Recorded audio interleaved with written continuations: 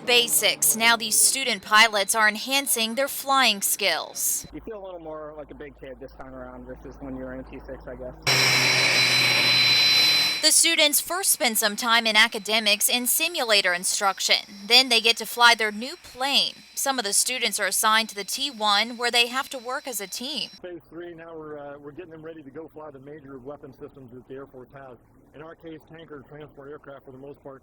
And we're teaching them that crew concept that they haven't gotten flying solo and just how to operate a bigger, more complex aircraft. Lieutenant Colonel Steve Odom has been an instructor pilot here for about 4 years and says he's always impressed to see the progress his students make. Everybody's gonna have a little trouble the first time through, but it's amazing to watch the difference. 3 or 4 months from now, you won't recognize them. It's kind of amazing how much progress we can make in just a couple of short flights, because learning a whole new aircraft, especially for somebody like me, it's not easy to do. The fact that the IPs trust us to go back up there with 2 inexperienced pilots this time versus 1 in the T6, that's pretty impressive on their part.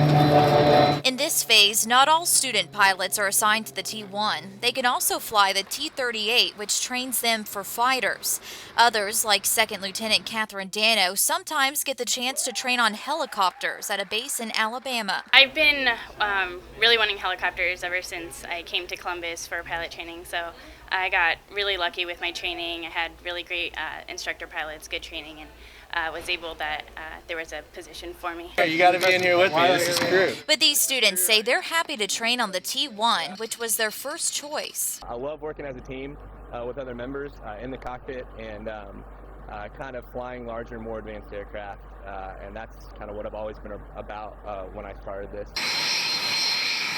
Both Hart and Minnick say they were a little nervous during their first flights in this plane, but they're already getting used to it. She takes a little more motivation to move around than the T6, but that's okay. You just have to be deliberate with what you're trying to do. And but I'm sure once we learn how to operate the aircraft and we get to understand how to use all the instruments and everything, it'll be a lot easier, and she'll practically fly herself.